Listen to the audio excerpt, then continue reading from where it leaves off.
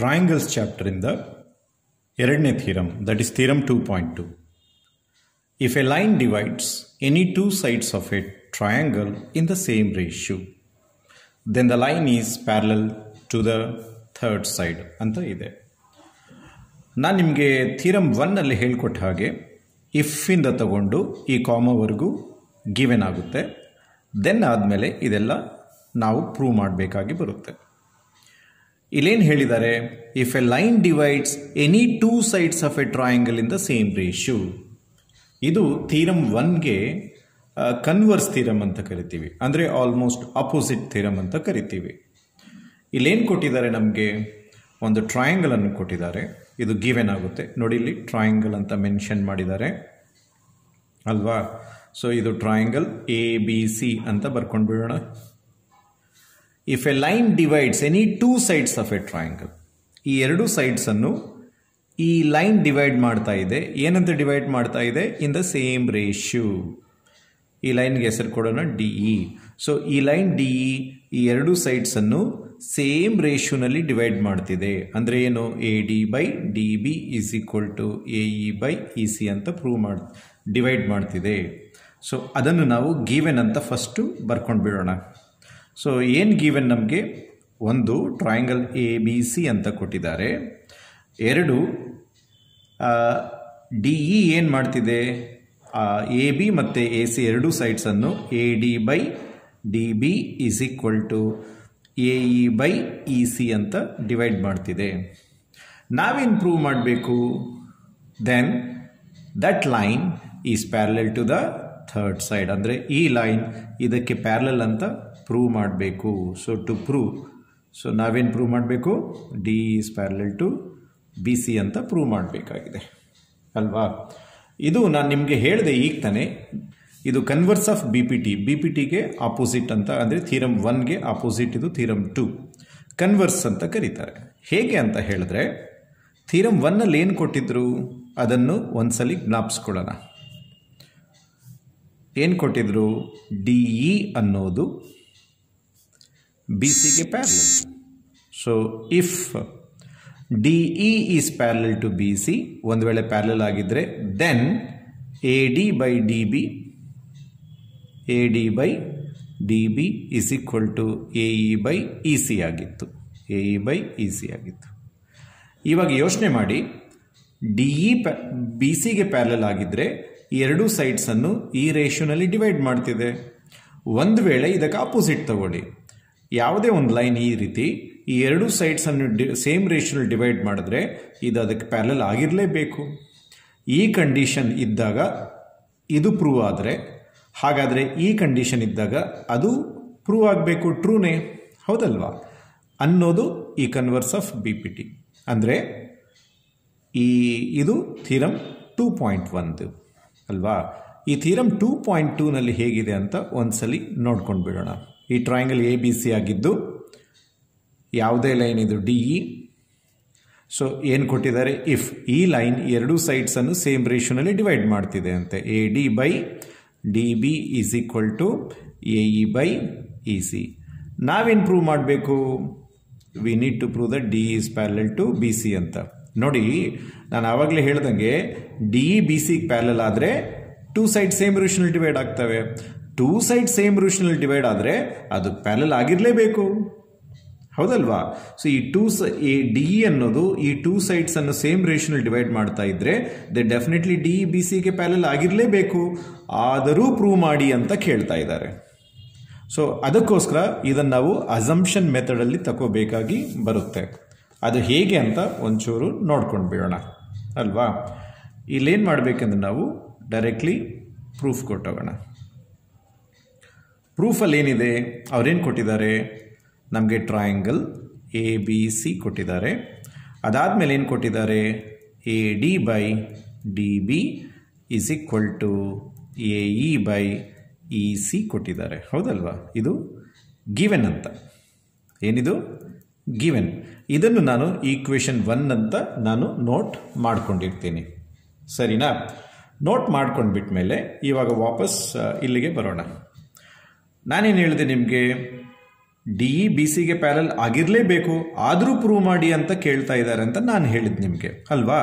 ಒಂದು ವೇಳೆ D E B ಸಿಗೆ ಪ್ಯಾರಲ್ ಇಲ್ಲ ಅಂದರೆ, ಡಿ ಇ ಬಿ ಸಿಗೆ ಪ್ಯಾರಲ್ ಇಲ್ಲ ಅಂದರೆ ಮತ್ತೆ ಯಾವುದೇ ಒಂದು ಲೈನ್ ಪ್ಯಾರಲ್ ಆಗಿರಲೇಬೇಕು, ಆವಾಗಲೇ ಈ ಥರ ಡಿವೈಡ್ ಆಗೋದು ಅಲ್ವಾ. ಸೊ ಅದಕ್ಕೋಸ್ಕರ ನಾವೇನು ಮಾಡೋಣ ಅಂದರೆ ಅಸಂಪ್ಷನ್ಗೆ ಹೊರಟೋಗೋಣ. Let's assume that if DE is not parallel to BC, then something like DE dash B parallel to BC ಅಂತ ನಾವು ತಗೋಬೇಕು. That is something like DE dash ಅನ್ನೋದು BCಗೆ ಪ್ಯಾರಲಲ್ ಆಗಿ ತಗೋಬೇಕಾಗಿ ಬರುತ್ತೆ. ಓಕೆನಾ? ಹೀಗೆ. ಸೊ ಇದು ಸಿನ್ಸ್ ಆಗುತ್ತೆ. ನಾನು ಇದನ್ನು ಆರ್ ಅಂತ ಬರೆದು ಬಿಡ್ತೀನಿ. ಓಕೆ, ಈ ಥರ. ಸೊ ಹಾಗಾದರೆ ನಾವು ಯಾವುದೋ ಒಂದು ಲೈನ್ ಇ ಬಿಟ್ಟು ಇ ಡ್ಯಾಶ್ ತಗೋಬೇಕಾಗಿ ಬರುತ್ತೆ ಅಲ್ವಾ. ಸೊ ಡಿ ಇ ಡ್ಯಾಶ್ ನಾವು ಬಿ ಸಿಗೆ ಪ್ಯಾರಲಲ್ ಇದೆ ಅಂತ ಅಸ್ಯೂಮ್ ಮಾಡ್ಕೊಳ್ಳೋಣ. ಸೊ ಹಾಗಾದರೆ ಸೊ ದೇರ್ ಫೋರ್ ಏನಾಗುತ್ತಪ್ಪ, according to B P T ಯಾವುದೇ ಒಂದು ಲೈನ್ ಇನ್ನೊಂದು ಲೈನ್ಗೆ ಪ್ಯಾರಲಲ್ ಆಗಿದ್ದರೆ ಟ್ರಯಾಂಗಲಲ್ಲಿ ಈ ಲೈನ್ ಪ್ಯಾರಲಲ್ ಲೈನ್ ಈ ಎರಡು ಸೈಡ್ಸನ್ನು ಸೇಮ್ ರೇಷನಲ್ಲಿ ಡಿವೈಡ್ ಮಾಡುತ್ತೆ. ಹಾಗಂದ್ರೆ ಏನು? A D by D B is equal to A E dash by E dash C. ಹೌದಲ್ವಾ? ಅದೇ ತಾನೇ ಬಿ ಪಿ ಟಿ, ಅದೇ ತಾನೇ ಬಿ ಪಿ ಟಿ ಅಲ್ವಾ. ಸೊ ಅದಕ್ಕೋಸ್ಕರ ಇದನ್ನು ಬರ್ಕೊಳ್ತೀನಿ. Therefore A D by D B is equal to A E dash by ಏನಾಗುತ್ತೆ? E dash C. A E dash by E dash C. ಯಾಕಂದರೆ D E ಡ್ಯಾಶನ್ನು ನಾವು ಬಿ ಸಿಗೆ parallel ತೊಗೊಂಡಿದ್ದೀವಿ. ಇದನ್ನು ಏನು ಹೆಂಗೆ ತೊಗೊಂಡಿದ್ದು ನಾವು? ಇದನ್ನು ಬೈ ಅಸಂಪ್ಷನ್ ತೊಗೊಂಡಿದ್ದೀವಿ. ಹೌದಲ್ವಾ? By assumption. ಇದಕ್ಕೆ ನಾನು ಈಕ್ವೇಷನ್ 2 ಅಂತ ಕೊಟ್ಟಿರ್ತೀನಿ. ಇವಾಗ ವಾಪಸ್ ಬರೋಣ ಇಲ್ಲಿಗೆ. ಈಕ್ವೇಷನ್ 1 ಏನಿದೆ? A D by D B is equal to A E by E C. Equation 2 ಏನಿದೆ? A D by D B is equal to A E dash by E dash C. Observe ಮಾಡಿ, ಎರಡು ಈಕ್ವೇಷನ್ಸಲ್ಲಿ left hand sides equal ಇದೆ. Left hand sides equal ಇದ್ದರೆ ನಾವೇನು ಮಾಡಬೇಕು? Right hand ಸೈಡ್ಸನ್ನು equal ತಗೋಬೇಕು. ಅಂದರೆ A E by E C is equal to A E dash by E dash C ಅಂತ ತಗೋಬೇಕು. ಸೊ ತಗೊಳ್ಳೋಣ ಫ್ರಮ್ 1 and 2. ನಮಗೇನು ಗೊತ್ತಾಗುತ್ತೆ ಇಲ್ಲಿ? A E by E C is equal to A E dash by E dash C. ಇಲ್ಲೇ proof ಆಗೋಗ್ತಾ ಇದೆ. ಏನಂತ ಹೇಳಿ? A E is not equal to A E dash ಅಲ್ವಾ. ನೋಡಿ, A E is not equal to A E dash. ಯಾಕಂದರೆ A E ದೊಡ್ಡದಾಗಿದೆ, A E dash ಚಿಕ್ಕದಾಗಿದೆ. ಈಕ್ವಲ್ ಆಗೋಕ್ಕೆ ಸಾಧ್ಯ ಇಲ್ಲ. ಯಾವಾಗ ಎರಡು ಈಕ್ವಲ್ ಆಗುತ್ತೆ? ಇ ಡ್ಯಾಶ್ ಬೇರೆ ಅಲ್ಲ, ಒಂದೇ ಪಾಯಿಂಟ್ ಆಗಿದ್ದರೆ ಮಾತ್ರ ಸಾಧ್ಯ ಆಗುತ್ತೆ. ಇಲ್ಲ ಅಂದರೆ ಈ ಥರ ಸಾಧ್ಯ ಇಲ್ಲ. ಇಲ್ಲಿ ನೋಡಿ, E C is equal to E dash C ಇದೆ, ಸಾಧ್ಯ ಇಲ್ಲ. E C is equal to E dash C ಇದೆ, ಸಾಧ್ಯ ಇಲ್ಲ. ಯಾಕಂದರೆ ಇ ಡ್ಯಾಶ್ ಸಿ ಇ ಸಿಗಿಂತ ದೊಡ್ಡದು ಅಲ್ವಾ. ಸೊ ಬಟ್ ನಾವು ಪ್ರೂಫ್ ಪ್ರಕಾರ ಇದು ಸರಿ, ನಮ್ಮ ಅಸಂಪ್ಷನ್ ಪ್ರಕಾರ ಇದು ಸರಿ, ಬಟ್ ಇಲ್ಲಿ ಸರಿ ಬರ್ತಿಲ್ಲ. ಅದಕ್ಕೆ ನಮ್ಮ ಅಸಂಪ್ಷನ್ನು ತಪ್ಪಾಗುತ್ತೆ. ಯಾವಾಗ ಸರಿ ಆಗುತ್ತೆ ನಮ್ಮ ಅಸಂಪ್ಷನ್? ಇ ಡ್ಯಾಶ್ ಮತ್ತು ಈ ಬೇರೆ ಬೇರೆ ಪಾಯಿಂಟ್ಸ್ ಎಲ್ಲ ಸೇಮ್ ಪಾಯಿಂಟ್ಸ್ ಆಗಿದ್ರೆ ಮಾತ್ರ ಸಾಧ್ಯ ಆಗುತ್ತೆ ಅಂತ ಅಲ್ವಾ. ಇಲ್ಲೇ ಪ್ರೂಫ್ ಆಗಿದೆ. ಆದ್ರೂ ಸಹ ಒಂದು ಸ್ಟೆಪ್ ಎಕ್ಸ್ಟ್ರಾ ಮಾಡಬೇಕಾಗಿ ಬರುತ್ತೆ ಇಲ್ಲಿ. ಏನಂತ ಹೇಳಿ? ಇಲ್ಲಿ ನಾನು add 1 to both the sides. ಇಲ್ಲಿ ನಿಮ್ಮ ಟೆಕ್ಸ್ಟ್ ಬುಕ್ಕಲ್ಲಿ ಈ ಹಿಂಟನ್ನು ಕೊಟ್ಟಿದ್ದಾರೆ. ಇದರಿಂದ ಏನಾಗುತ್ತೆ ಅನ್ನೋದನ್ನು ನೋಡಿ. ಏನಾಗುತ್ತೆ ಅಂತ ನಾನು ಇಲ್ಲಿ ನಿಮಗೆ ಪ್ರೂಫ್ ಮಾಡಿಕೊಡ್ತೀನಿ ಅಲ್ವಾ. ಸೊ ಎರಡೂ ಕಡೆ ನಾನು 1 ಆ್ಯಡ್ ಮಾಡಿದ್ರೆ ಏನಾಗುತ್ತೆ ನೋಡೋಣ.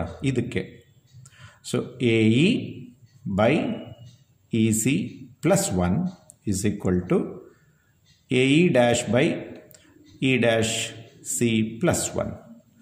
ಈಗ ಒಂದು ಬೇಸಿಕ್ ಮ್ಯಾಥಮೆಟಿಕ್ಸು ಜ್ಞಾಪಿಸ್ತೀನಿ.